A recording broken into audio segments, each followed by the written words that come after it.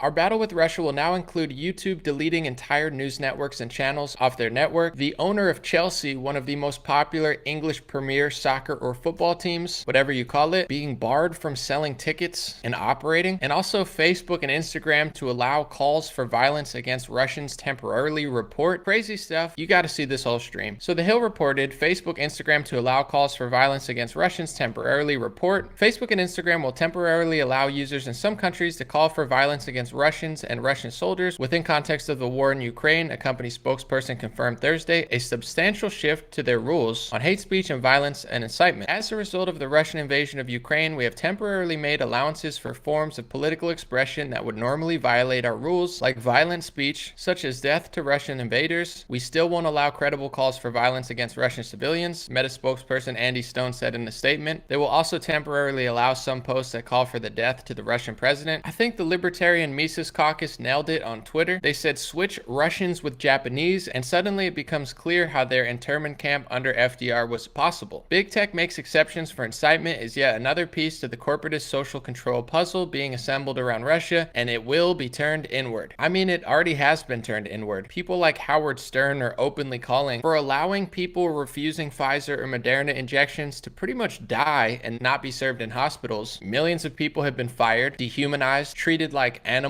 prisoners, slaves, serfs, and subhuman scum, despite the fact being healthy, happy, great people. Some people serve their job for 20, 30, 40 years. We don't have to imagine what it's like for all this to turn inward. It already did for 2 years, and the day that they just let off us, they found their new enemy. Chelsea, which is a soccer or football team in England, temporarily have company credit cards frozen after Roman Abramovich hit with sanctions. Described by the UK government as a pro-Kremlin oligarch, Abramovich has been sanctioned with an asset freeze and a travel ban. If you scroll down, it says it means they have been currently left unable to buy fuel for the team bus. Other headlines say Chelsea can still function but can't sell tickets or be sold after new sanctions. Chelsea can't sell tickets after Abramovich sanctions, while merchandise sales and transfers are also on hold. I mean, they can't sell tickets. The team has to suffer. Sanctions on Roman Abramovich could strangle Chelsea. It's pretty crazy. After years of calling everybody racist and xenophobic for trying to get America to rely on America and not China and Russia, Joe Biden's State of the Union, he just sounded like he copy-pasted Donald Trump's policies. America, American steel, America, America. After the media belittling us for years, they sound just like us. Because when something happens bad in the world, this idea of intersectionality and world peace, it's beautiful. Yes, I love world peace, but it's not happening. So now we're kind of screwed because we rely on foreign countries that they now hate and are sanctioning. These sanctions don't just hurt Russia and billionaires, they're hurting us. Gas prices are going up, meat prices are going up. All the meanwhile, we just have to be like, fact check, Joe Biden's perfect. Joe Biden's the best. Joe Biden's amazing. Joe Biden couldn't have done anything about this. He's the greatest. This is not his fault at all. And if you don't say that, they fact check you. It's like, oh yeah, he's perfect. I don't think you could possibly do anything else about this. It's absolutely psychotic. The people claiming to fight China and Russia are turning the country into China and Russia. And YouTube is now banning entire channels. After just banning them in Europe, in line with that, YouTube has decided to block access to YouTube channels associated with Russian state-funded media globally, expanding from across Europe. This change is effective immediately, and we expect our system to take time to ramp up. Qatar state-funded television, that's fine. Canada state-funded television that just blasts out propaganda that's the antithesis to American and our Constitution,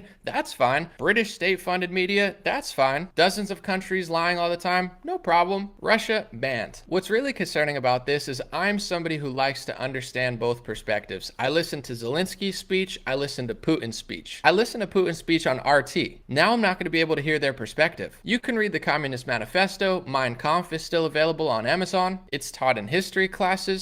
In America, we used to not ban books and ban information. Rather, we trusted people with the First Amendment to learn for themselves and make an informed decision based off honesty and knowledge. Now, we're becoming China and Russia, where they're banning thousands of channels, millions of videos, turning us into some sort of 1984 prison state where I'm not allowed to go on vacation, leave the country in certain areas. Djokovic, famous tennis player, can't even come to America because of CDC guidelines. I mean, our country sucks now, and I'm just supposed to want to be poor for Vladimir Putin. It's like, it's good to be poor. Fact check. It's amazing to be poor. I mean, if you don't want to be poor and lose money, what are you, some sort of Kremlin bot? It's psychotic. Not to mention the three most viral stories around Zelensky, the quote, Snake Island hero story, and Ghost of Kyiv are either debunked, fake, or unconfirmed rumors. And a production company that he founded, Kvartal 95, literally made the political party that he runs after 3 years of producing a television show where he was the president of Ukraine. So his political party in real life was created by a production studio, and he's an actor. So now we have no counter opinions from the other side, no matter how disgusting they are. I want to hear about it. I want to read for myself. I want to make my own decision. When you take away information from me, it doesn't make me think that you're the good guy in this situation. In fact, anybody with half a brain understands that America has invaded so many countries. We funded rebels in Libya, said we were toppling a dictator, ended up in a literal slave trade. Human slavery, not reported by a lot of Western media, at least not with the amount of energy that they have with all this other stuff, so this story faded away. Imagine if every country treated us like we treated them when we invaded a country. But guess what? We're gonna start figuring out what it feels like, because now that we've cut ourselves off from a lot of the world, like the fringe right wing wanted to do 4 years ago, it's all happening because of the actions that NATO, Russia, Ukraine, etc., everyone's taking. We'll see what happens. Hopefully it works out for the better, but I don't think that this increased censorship is a good thing. But don't worry, the White House is briefing TikTok stars about the war in Ukraine. 30 top TikTok stars gathered on a Zoom call to receive key information about the war unfolding in Ukraine. I guarantee the key information that they got didn't include the debunked story of Snake Island. I'm sure the White House would love if they shared that story. It's like, yeah, it's not really true, but whatever. As long as people are on our side, you can lie, push misinformation. They don't care about the truth. They care about their agenda. And that's what America's turning into. A communist Chinese style state, except like China's doing, they're trying to push their kids towards sciences. They're trying to limit their amount of gaming. In America, it's the opposite. They just make you obese, lead you towards degenerate content, and then lie when you push back against their degeneracy and say that you're some sort of bigot. And before I end this video, I just want to show you an EU article that kind of went under the radar. Toxic issue at heart of EU laid bare by Ukraine war. Poland hit with major sanction. So even though Poland is supporting Ukraine in the war a lot and they're taking in refugees, they're trying to hit them with sanctions of some sort. Why? Believe it or not, they're accused of undermining the rule of law. Hungary and Poland have been criticized for curbing the rights of women, LGBTQ people, and migrants, as well as stifling the freedom of courts, media, academics, and NGOs. The ECJ's February ruling sealed approval for the bloc's strongest tool yet to prevent shared spending from benefiting those bending liberal democratic laws. Imagine pretending that the West has liberal democratic laws. They locked us down for 2 years, treated us like animals and prisoners, tried to bar us from hospital facilities, kick people out of jobs, all because they wouldn't bow down to the #1 sponsor in Washington, Big Pharma. But if you disagree with our social policies that are collapsing Western society, we're going to sanction you. Poland's going to find out exactly who their allies are, because the more you support these psychopaths, the more they destroy your country from within. And I'm supposed to believe that's the good guys? I'm sorry. I love America. I love Europe. I've never been there, but I respect the people. I consider them our allies. But we are rotting from within. Rotting. And what we are doing to ourselves under all this fake activism is destroying America and Europe more than Putin and Xi could dream of. We're destroying ourselves more than they're destroying us. It's pathetic. And the more we feed into this beast, the more they're going to collapse us. So we have to use our freedom of speech to preserve actual liberal freedoms, which these people don't care about. Do you know what liberal means in the dictionary? According to Google, liberal means willing to respect or accept behavior or opinions different from one's own, open to new ideas. Does that sound like liberal democracy? Of course not. They're not liberal anymore. They're psychopaths, they're authoritarians, they're communists, and as they're fighting other people around the world, they're becoming, in some cases, worse versions of them. When are the people of America, Poland, Hungary, Europe, etc. going to wake up to this reality? Yes, we have geopolitical adversaries, but self-awareness is going to be the downfall of the West if we don't correct our own issues. Thank you for watching this video. This will be up along with my Jussie Smollett take on Dream Rare Podcast by Anomaly. You can see below. Dream Rare Podcast available on all podcast apps. Search for it and check it out. It's a great audio experience. And also you could pick up one of these white hats at dreamrare.com or godblesshats.com. Thank you so much, and thank you to everybody supporting on patreon.com/raretalk. That is now the main way that you could support my channel if you'd like. You don't have to, but I'm going to be working extremely hard whether people support or not, because I love what I do. I appreciate the opportunity to be here, and I'm going to make every moment count to push back against the degeneracy, the lies, because honestly, I have to live in this country for 30-40 years, and I don't know how great it's going to be if we continue on this this path. We have the potential. Let's turn it around. God is great, and have a beautiful day.